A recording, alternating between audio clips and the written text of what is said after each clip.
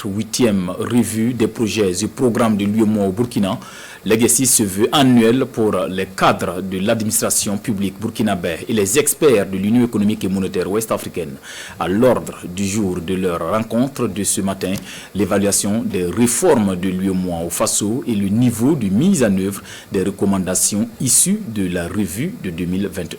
Explication de Souleymane Sanou et Sanoua Christine Koulibaly. Ces experts nationaux et ceux de l'UEMOA ici réunis ont 72 heures pour jeter un regard critique sur la mise en œuvre des 127 réformes et politiques communautaires et celles des 5 projets et programmes de l'UEMOA au Burkina Faso.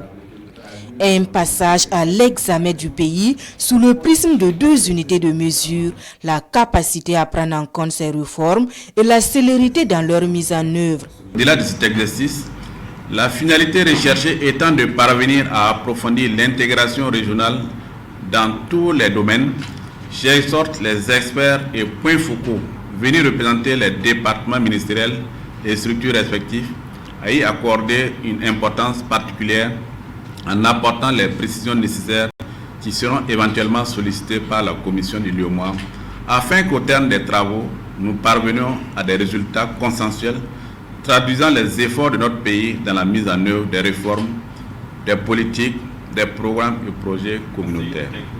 Et en la matière, le Burkina Faso est un bon exemple avec un taux moyen de mise en œuvre des réformes et politiques qui est passé de 77% en 2017 à un peu plus de 88% en 2021.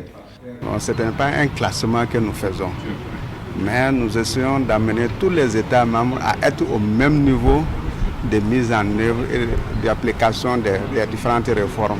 Parce que vous savez, avant tout, ça profite aux populations de l'espace UEMOA.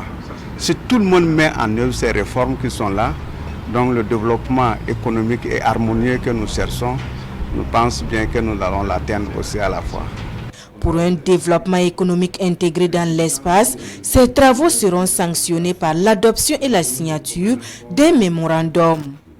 Un mémorandum qui sera soumis dans un premier temps à l'appréciation des ministres, puis des chefs d'État et de gouvernement de l'espace communautaire.